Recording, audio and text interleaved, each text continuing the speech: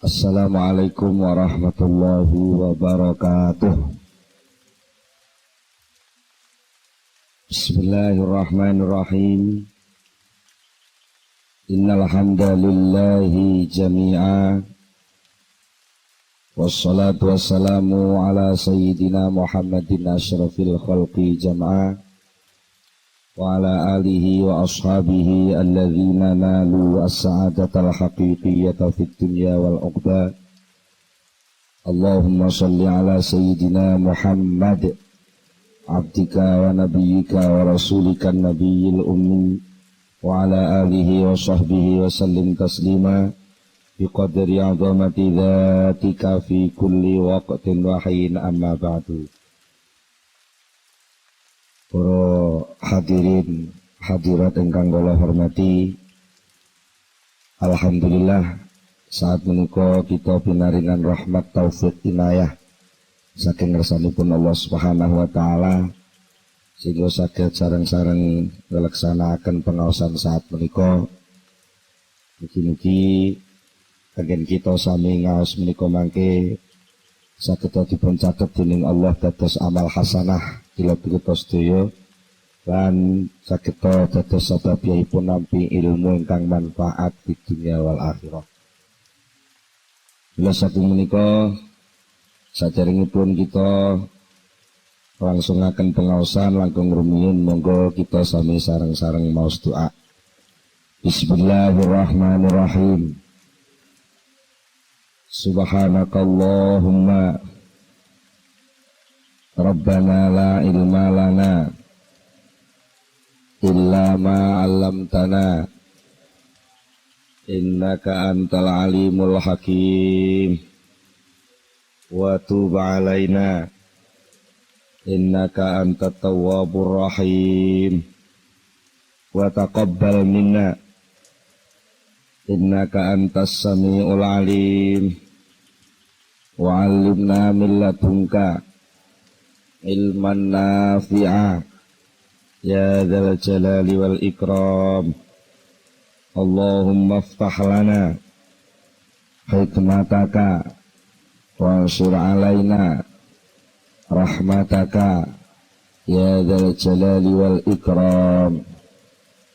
Rabbi zidni ilma wa wasi' fiyya rizqi wa barik li fima razaqtani waj'alni mahbuban fi qulubi ibadika wa azizan fi uyunihim waj'alni wajihan fid dunya wal akhirah wa minal muqarrabin ya katsiran nawali ya hasanal fi'ali ya qaiman bila zawali ya mubdi'an bila misali walakal hamdu wal minnatu wasyarafu ala kulli hal. Lahumul fatihah.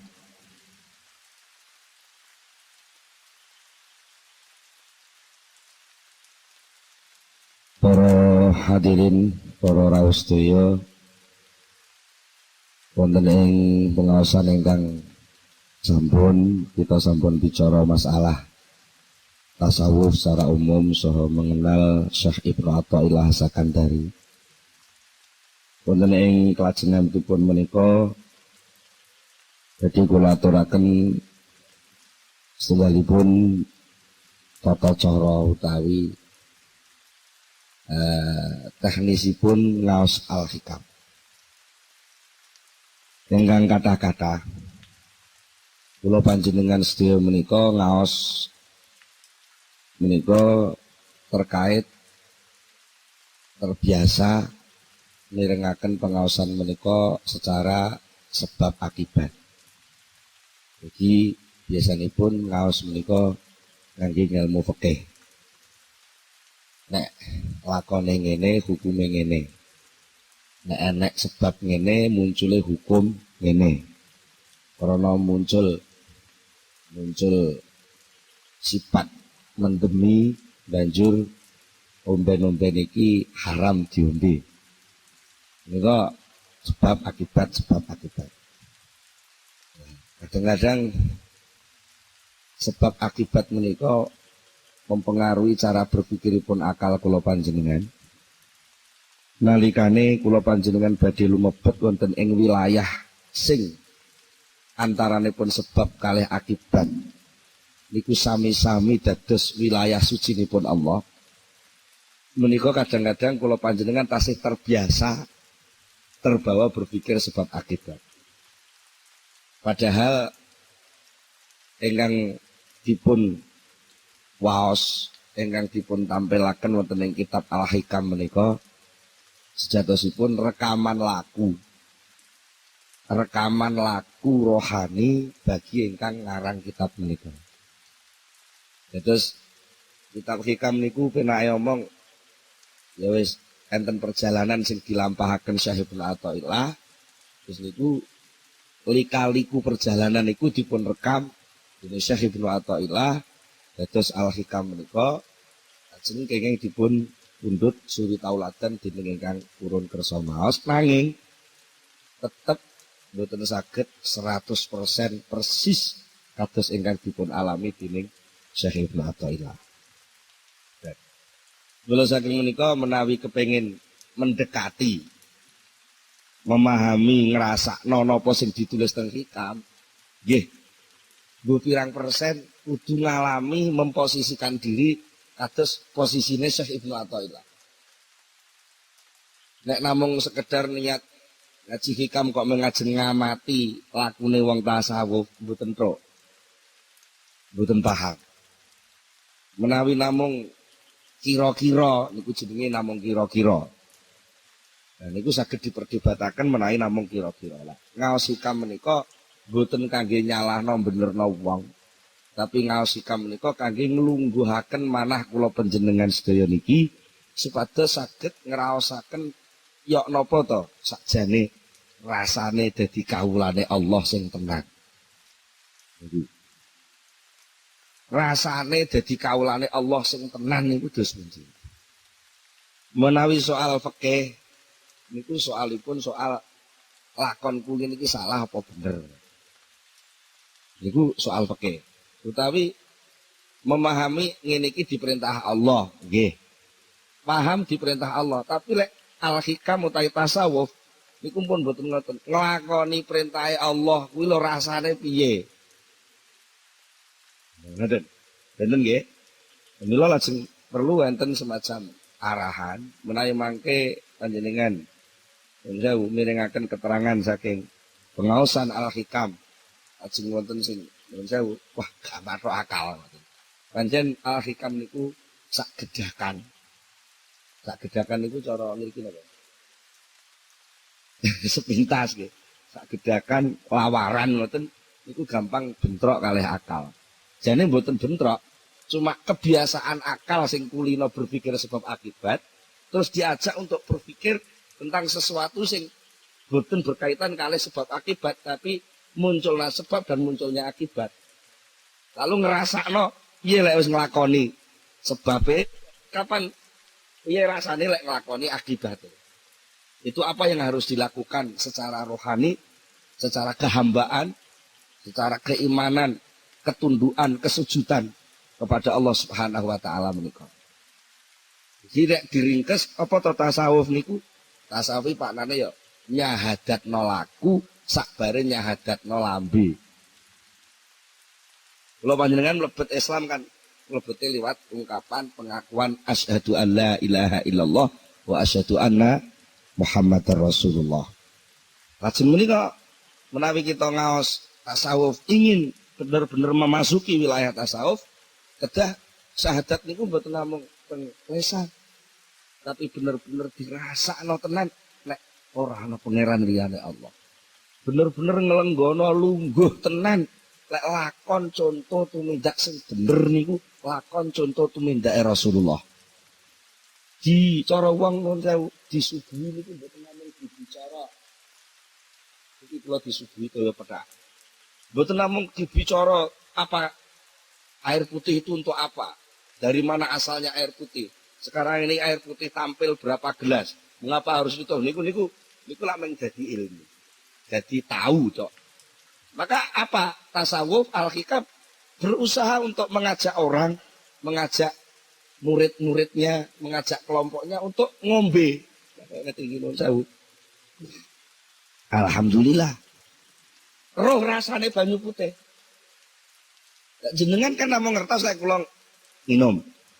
Gitu. Tapi jenengan lagi panggah nolak. Gitu nggih. Panggah nolak. Bisane roh rasane banyu putih sing kula ombe niki. Jenengan nggih kudu melok nglakoni ngangkat gelas, nemplekno pucuk gelas, ditukne teng lambe, disedot kaya kula leh nyedot nyeruput. Mengke nggih dilaksanakne tenan rasane. Mesti padha-padha ngangkat. Kok kaduan wong ngamati sami. Jenengan pamane nggih ngangkat gelas, kula ngangkat gelas. Tapi bangsa nemplek lambe, jenengan sebul, kula nyedot. Niku benten-benten. Soale ngaji tasawuf kadang-kadang enten sing modal nyebul, enten sing modal nyedot. Lek ngaji hikam, ngaji tasawuf kok nyebul, arep dienggo ngomentari wong liya, nggih ngamati napa sing didelok. Dari pelaku tasawuf niku jenenge ngaji kitab hikam arep nyebul, mboten roh rasane. Tapi lek ngaji hikam disedot, diserot, diombe, dirasakno, lan niku mengke badhe muncul beberapa reaksi kerohanian, pertumbuhan kesehatan hati sing niku mengke saged dumugi dhateng dawuhipun Allah Subhanahu wa taala, la yanfa'u malun wala banun illa man atallaha biqalbin salim. Suatu ketika hari itu tidak berguna lagi yang namanya harta dan anak buah, kecuali hanya hati yang datang kepada Allah dengan sehat selamat. Nama namun gambaraken atallaha biqalbin salim itu teko teng Allah kok terus ngenteni sok kiamat itu kesuwen. Wong Allah niku mboten tau ndelik, jenengan dadi makhluk Allah niku nggih wiwit dadi menungso nggih langsung dadi makhluk Allah. Berarti teko teng Allah niku sak wayah-wayah. Sapa sing iso teko teng Allah, sowan teng Allah, seba teng Allah, usul teng Allah dengan hati yang sehat, disitulah dia menerima kemanfaatan sejati, kenikmatan hakiki, kebahagiaan abadi yang tidak dipengaruhi oleh perubahan sesuatu apapun selain Allah. Lha saking menika pijakan awal saking pengajian tasawuf menika berusaha ngrasakno nganggo ati, aja kesusu ngomentari nganggo akal. Niki sepisan kaping kalih kitab Al-Hikam niku kitab sing mboten enten bismillahe. Jadi sing mboten enten kawitane. Nggih mboten enten khatamane. Niki nedahake lek kitab Al-Hikam niku diji pucuke tok nggih kenek, tengahe tok nggih kenek, pungkasane tok nggih kenek utawa disungsang keng mburi mengarep nggih kenek, keng tengah mengarep mengguri ngoten nggih kenek. Jadi sedaya niku intine namung ngajak syahadat. Dari berbagai posisi sing dialami dening masing-masing pribadi lan menungso. Kula saking menika monggo dalu niki kita lumebet wonten ing kitab Al-Hikam. Dengan lawau sekedhik sampun kula aturaken ngingi masalah landasan awal kangge memahami Al-Hikam boten sanes kejawi manah ingkang sehat, nggih menika manah ingkang iman dumateng Allah Subhanahu wa taala. Pertama kali yang harus dicanangkan adalah keyakinan, kepercayaan yang kuat bahwa tiada Tuhan selain Allah sing iso ngenangene lan ngenak-ngenekno segala sesuatu niku mung Allah Subhanahu wa taala. Sak liyane Allah mboten enten napa-napane. Iniki kangge omben-ombene ati.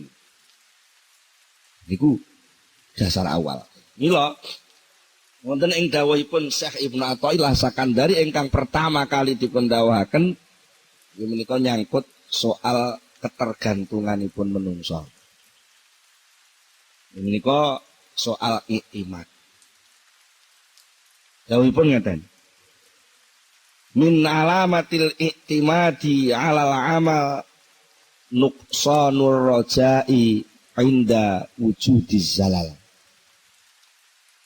Min alamatil iktimadi iku setengah saking tetengere gantung Wong kuno lek maknane tetanggenan. Tetanggenan itu cara sakniki ngendel-ngendelke. Duwe piandel. Termasuk tanda-tandane wong sing tetanggenan ning gone amal. Iku nuqsanur rajai, sudone pengarep-arep. Cara wong sakniki hilangnya harapan. Inda wujudi zalal nalikane onone kesalahan. Niki iktimat ketergantungan. Napa to iktimat niku? Iktimat menika pijakan cara bangunan nggih pondasi. Cara wong arep budal ngamal ngoten asas dasaripun perbuatan. Enten tiyang niku sing gantungno ngamal, napa gantungno keberhasilan niku melalui pekerjaan. Kalau saya bekerja keras, maka saya pasti sukses. Kalau saya beramal sungguh-sungguh, maka saya pasti masuk surga. Nah, niki jenenge mengaitkan antara amal dengan hasil. Niki pancen sebagai dorongan wong tuminta koyok-koyok bener. Tapi niku mungkin dibenturke tengene tauhid. Tengene Allah Subhanahu wa taala niku kurang pas. Napa kurang pase? Mergo ngamal niku makhluk. Amal itu makhluk. Makhluk itu ya makhluk, bukan kholik. Karena bukan kholik, amal itu tidak bisa berbuat apa-apa dan tidak bisa membekaskan apa-apa, tidak bisa memunculkan apa-apa. Kalau toh selama ini kita amati, entah itu pakai ilmu sosial, ilmu apapun, ilmu eksak macam-macam bahwa ada sebab dan akibat. Itu sebenarnya bukan yang memunculkan akibat itu sebab tadi. Tapi menurut keyakinan iman la ilaha illallah, sebab itu ciptaan Allah, akibat ciptaan Allah, cuma Gusti Allah lek gawe digandeng bareng. Bukan sebab yang membuatkan akibat. Bukan bekerja yang membuat orang sukses. Tapi bekerja itu ciptaan Allah, sukses itu ciptaan Allah, karo Allah gawene digandeng, dijejerno. Buktinya apa? Suatu ketika Allah punya kehendak juga bahwa antara bekerja keras dengan sukses itu gak digandeng. Terus dileput cul cilik. Jadi kerja dari yang paling nol dibayar ke oleh loro wis ngliwang. Itu artinya sebab sukses oleh Allah diputus, maka Allah pun tidak memunculkan akibat. Kadang-kadang Allah juga memunculkan akibat. Sebab itu dirahasiakan oleh Allah. Itu sakarepe dhewe Gusti Allah. Sakarepe dhewe. Sapa ta sing nyono lek Gusti arep dadi presiden. Cara sebab politik mun mboten masuk hitungan, kesehatan wis ora mungkin. Partai politik gak dadi ketua. Partainya ya kalah pisan. Ini cara hitungan pun mboten pantes lah dadi presiden. Lho kok dadi mergo napa? Malikal mulki tu'til mulka man tasya wa tanzi'ul mulka mimman tasya. Karena pemegang kekuasaan itu Allah, bukan manusia. Kalau toh ada orang yang berkuasa itu bukan kekuasaan dia, tapi itu titipan dari Allah. Pas Allah gelem ngangkat dia jadi pemimpin, jadi malik. Tapi lek di tanzi'u, didedial, dicopot, dilengser, ya pira suwene. Dan itu tidak ada yang tahu sapa sing arep diparingi lan sapa sing gak diparingi, lan kapan lengsere, kapan munggahe, niku rahasiane Allah Subhanahu wa taala. Niku namine iktimat dumateng Allah, artinya apa? Segala sesuatu selain Allah tidak bisa dipakai pijakan. Kalau kita tertipu dengan sesuatu selain Allah dipakai pedoman, sementara segala sesuatu yang selain Allah itu berubah-ubah, maka pedoman kita pun akan berubah-ubah sejumlah barang yang kita pakai pedoman. Sehingga muncul yang namanya teori relativitas. Iku maknane apa? Ora kena dienggo ancek-ancek. Ini relatif. Sing pasti namung Allah. Saliyane Allah mboten enten sing mesti. Mula sangka niku nek kowe kepengin gantungno segala sesuatu, nyagerno. Cara wong Jawa Tengah nyagerno. Cara wong mriki napa jagakno. Kowe kepengin jagerno sesuatu, jagakno sesuatu, aja ning liyane Allah, jagakno sesuatu langsung kepada Allah. Termasuk liyane Allah kuwi ngamal. Ngoten. Termasuk liyane Allah niku napa? Ngamal. Nek enek-enek wong gantungno amal, maka dia akan terombang-ambing oleh amal itu sendiri. Lek ngamale sukses, ngamale bener menurut jalur rancangan sing ditetepno, dia merasa pasti jadi. Tapi lek rancangan amal ini pun melenceng saking rencanane, dia terus ngelokro. Wah, gagal ini. Seakan-akan gak ada harapan jalan keluar lagi. Karena merasa jalan satu-satunya ya liwat program mang. Lek program memang gagal ya hasilnya gagal pisan. Padahal ada kekuasaan Allah yang bisa menarik seseorang bisa mendapatkan kesuksesan tanpa melalui sebab sing diamali niku wae. Iki jenenge bertauhid. Bertauhid. Dados enten sing takok, biasanya enten sing takok, lah terus pundi terus suruh bekerja keras. Tapi lah kok diomongi jadi kerjaan itu enggak ada nilainya, enggak ada apa-apanya. Jadi perlu panjenengan sedaya pahami orang Islam itu ditaklif, diperintah dening Allah untuk bekerja. Bekerja termasuk amal itu bekerja. Salat itu bekerja. Nggih. Nyambut gawe teng toko, teng pasar itu bekerja. Niku sing merintah Allah. Perintah Allah. Ana kalane perintah niku bentuke fardhu ain.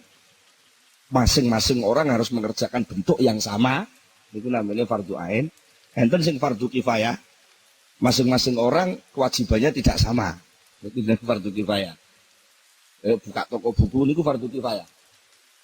Terus Pak Hari buka pom niku fardhu kifayah. Mergo lek pom ditutup kabeh nggih kabeh bingung. Nek niat buka usaha ampun niat sekedar golek bati. Kemane-man. Buka usaha niku niate nglakoni perintah Allah sing rupa fardhu kifayah. Jadi wong tani nggih ngoten. Jadi wong tani niku buka lakon pertanian lho. Niat ingsun nglakoni fardhu kifayah. Niku jenenge amal al-matlub. Pekerjaan yang diperintahkan, dituntut oleh Allah kepada hamba yang namanya manusia. Ketika hamba itu dituntut, mau melaksanakan pekerjaan, dia diridhoi, dijemeni, disayangi, dimaremi Allah Subhanahu wa ta'ala. Sementara pada saat yang sama juga dia dituntut, diperintah oleh Allah untuk tidak menggantungkan keberhasilan amal itu kepada amalnya. Artinya hasil dari amal itu jangan dikaitkan dengan pekerjaan yang dia jalankan. Wangel nggih? Angel. Napa kok angel? Mergo latihane cilik gak ngono. Latihane cilik di SD wae wis dituden-tuden. Kowe lek gak gelem sekolah gak iso urip kowe. Kadung dingonokne. Kowe niku pun mancep cilik. Sampai dadi nganten mon mbek maratuane dituturi. Wong wis bojo kudu usaha. Lah ora usaha bojomu merupakani apa? Lali lek enten jenenge takdir pandum keng Allah niku lho. Soal kebutuhan mangan, kebutuhan hidup. Soal sukses dan tidak sukses niku sing ngedum Gusti Allah. Soal kerja sing merintah Gusti Allah. Apa bedane? Pandum karo perintah. Beda. Lek pandum niku sing ngerjakne Allah. Lek perintah sing ngerjakne kawulane. Beda banget. Ebe. Lah krana pandum niku pekerjaane Allah, urusane ki Allah sing ngurusi. Kapan tekane, nganggo cara apa suksese, liwat ndi sukses iku teka. Kali ngoten ta nggih. Panjenengan piyambak kadang duwe rancangan wis mening-mening wis pokoke mesti go. Ngoten. Ibake teko mbepok gagal. Kadang-kadang wis diputusne gagal aku oleh urip iki ngono. Gagal rencanane wis. Ibake dadakan moro enek wong mara. Lagi perkara arep lunga ngoten mawon. Menungso niku sering kecelek kok. Betul ya. Terus gak iso budal aku. Gak iso. Gari-gari ora enek kancane teko saya budal. Niku lagi di luar rencanane menungso. Kan niku dadi. Dadi. Nek ngono tengok-tengok ae ora usah usaha, jenenge wong purek. Purek terus purek, wong diperintah ora budal lak purek. Mergo apa dianggap budale niku ora enek gunane lho. Soal guna gak guna sing mutusi duduk kowe. Guna gak guna sing mutusi Gusti Allah. Napa anggit sampean salat niku enek gunane? Tapi sampean pikir, salat niku enek gunane? Wong mek jengkang-jengking, ngambusi lemah, ngubling ngoten niku. Nuwun sewu niki. Sampean pikir napa ngono niku enek gunane? Mboten enten to cara akal lho nggih, pandangan akal. Apa yang bisa tumbuh dari pekerjaan sholat? Gak ada apa-apanya. Gak ada apa-apanya. Tapi mengapa itu diperintah? Yuk, urusannya sing merintah. Dan aku diperintahkan ngubling kok manut. Yuk, manute kuwi jane sing dadi soal. Manute kuwi lho. Dan aku nganggung teori. Mengapa sholat itu diperintah? Karena sholat itu kalau dilaksanakan bisa menyehatkan diri lahir batin. Dosa wis salat tenan. Dibaya awake malah lara. Oh, lek ngono salat iki ora iso nyehatno. Lah akhire terus curiga karo perintah Allah. Lah Gusti Allah dicurigai ku kawula cap apa nyurigai Gusti Allah. Di sini. Maka kita mengerjakan segala sesuatu ya mengerjakne tok. Ya nikmatilah pangkatmu sebagai pekerja.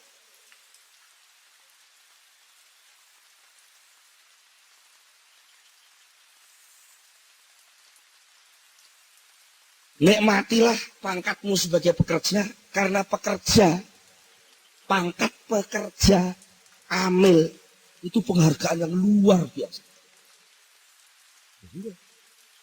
Bukti nih, enak uang di PHK mureng-mureng. Gila, krisis-krisis dilok nih kok, uang lak kata sing di PHK, di PHK kok malah mureng-mureng. Mestinya ya di PHK ki beneran tau orang duwe beban lah. Mengapa marah-marah? Karena orang tidak bekerja itu enggak punya nilai. Kalau dia masih disuruh kerja, maknanya dia masih dihargai. Enek kawula kok diperintah bendarane, itu maknanya ijik diinstruksikan. Berarti ijik dicatat jadi punggawane bendara. Lah kok enek wong kawula diperintah ora budal. Ini jenenge piyambake tidak mensyukuri kedudukan dia sebagai hamba Allah. Akhirnya apa? Pekerja itu nikmat. Jadi lah enek wong nuduh, wong ahli tasawuf itu wong lumuh, wong malas, itu salah pengamatan. Atau mungkin sing diamati dudu wong tasawuf. Nggih, lek wong sing ahli tasawuf sing asli bekerja itu ibadah. Entah kerja bentuk sholat atau kerja bentuk macul, kedua-duanya ibadah. Sama, wong ku ya perintah. Ya cuma salah mawon to, nalika macul gak maca syahadat dadi rumangsane gak ngibadah. Rumangsane wong macul iku mek olah alik lemah terus engko oleh panen iku kekku. Ya salah besar itu. Mergo napa? Kedudukan hamba, kedudukan abdi itu tidak bisa lepas. Dan tidak terikat oleh waktu dan tempat. Sama jangan mengira lek neng masjid diikat jadi kaulane Allah, terus lek neng toko ora. Sampan duwe keyakinan ngono maknane sampan rumangsa iso mbrojol saka wilayah kekuasaane Allah. Napa saged? Mboten saged. Enek suasana mbrojol saka kekuasaane Allah. Lha kok Gusti Allah duwe kekuasaan terbatas. Buktine lha iku enek menungso iso metu. Gila wilayah kekuasaan tuan rumah mungkin ada batas. Ini ruang tamu, ini ruang pribadi, ini ruang tengah, ini ruang makan, ada batas-batas. Nek wis metu kok pager jenenge wis duduk wilayahku. Niku lek kula sing kuwasa. Kuasane Allah mboten enten pager. Tak terbatas. Maknane napa?